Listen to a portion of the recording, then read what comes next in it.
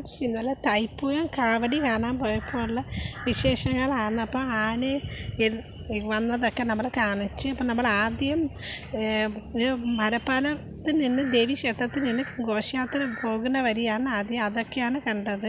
കാരണം ക്ഷേത്രത്തിൻ്റെ അടുത്ത് എത്തുമ്പോൾ നമുക്ക് തൂക്ക് കാവടിയൊന്നും കാണാൻ പറ്റില്ല. അപ്പോൾ ആദ്യം നമ്മൾ അവിടെ ഒരു ചായക്കടയുണ്ട്, ചായക്കടയിൽ പോയി നിന്ന് ഈ തൂക്ക് കാവടിയൊക്കെ കണ്ട് ആദ്യം കാണിച്ചിട്ട് ക്ഷേത്രത്തിൽ നമ്മൾ എത്തിയപ്പോൾ കണ്ട കാഴ്ചയാണ് ആദ്യം കാണിച്ചത്.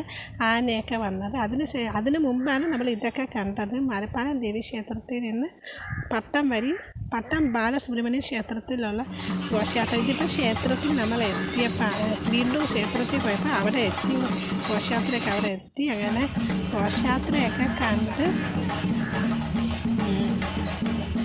അവിടുത്തെ കാഴ്ചകളൊക്കെയാണ് അവിടെ. അതിന് ശേഷം ആന ക്ഷേത്രത്തിൻ്റെ അടുത്തുള്ള പറമ്പിൽ റെസ്റ്റൊക്കെ എടുക്കാൻ, പിന്നെ അന്നദാനമൊക്കെ കഴിച്ചിട്ട് അവിടുന്ന് പോകുന്നു. അപ്പോൾ ഇന്നലെ ഒരു നല്ല ദിവസമാണ്.